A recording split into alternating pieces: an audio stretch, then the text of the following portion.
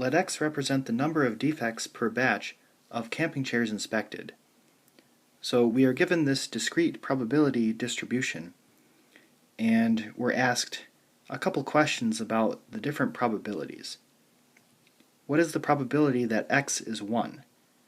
So we really just need to look across from 1, and we see that the probability is 0.25. So that's the nice thing about discrete probability distributions, is that the probabilities are listed right across from their values. What is the probability that x is 2? That's going to be 0.20. What is the probability that x is 1 or 2? For this, we need to add the probability that it's 1 and the probability that it's 2. So 0.25 plus 0.20, which is 0.45. What is the probability that x is 4? That's 0.10.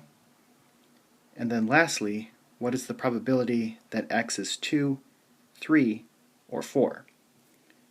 So we need to add the probabilities of 2, 3, and 4, which is 0.20, 0.15, and 0.10, and that equals 0.45.